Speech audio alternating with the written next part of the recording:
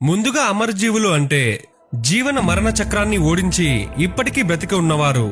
అందుకే వీళ్ళని మనం అమరజీవులు అని పిలుస్తాము.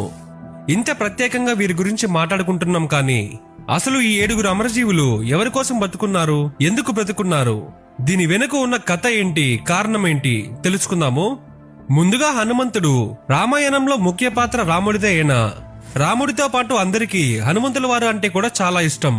శివుడి యొక్క 11వ అవతారంగా హనుమంతుడు అని చెప్తారు. అలానే మన సంస్కృత శ్లోకాలలో సప్త చిరంజీవుల పేర్లలో హనుమంతుల వారి పేరు కూడా ఉంటుంది.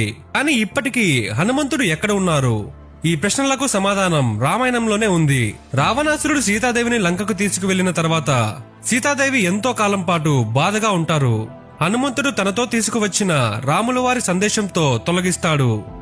అప్పటి బ్రహ్మాండం అంతం జరిగే వరకు నువ్వు చిరంజీవిగా ఉంటావు అని సీతాదేవి హనుమంతుల వారికి వరం ప్రసాదిస్తారు.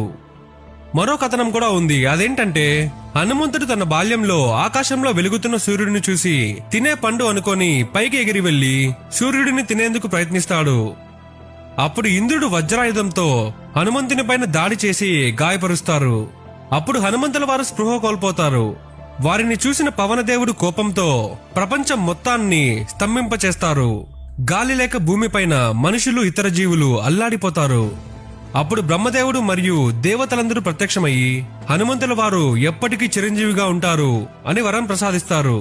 ఈ బ్రహ్మాండం అంతమయ్యే వరకు హనుమంతుడు చిరంజీవిగా ఉంటారు అని చెప్పారు. రెండవది పరశురాముడు. ఈయన మహావిష్ణువు యొక్క 6వ అవతారం.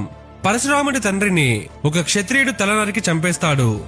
దాంతో ఆగ్రహించిన పరశురాముడు కోట్ల మంది క్షత్రియులను చంపేస్తాడు. భీష్ముడు, ద్రోణాచార్యుడు మరియు కర్ణుడికి పరశురాముడే గురువు. కల్కి పురాణం ప్రకారం కలియుగం అంతంలో వచ్చే కల్కి అవతారంకి కూడా పరశురాముడే గురువు. అతనే అన్ని విద్యలను కల్కికి నేర్పిస్తాడు అని చెప్పారు. విష్ణుమూర్తి ఆఖరి అవతారమైన కల్కి కోసం వేచి చూస్తూ పరశురాముడు మహేంద్ర పర్వతం పైన తపస్సు చేసుకుంటూ ఉంటారని పురాణాలు చెబుతున్నాయి. మూడవది అశ్వత్థామ.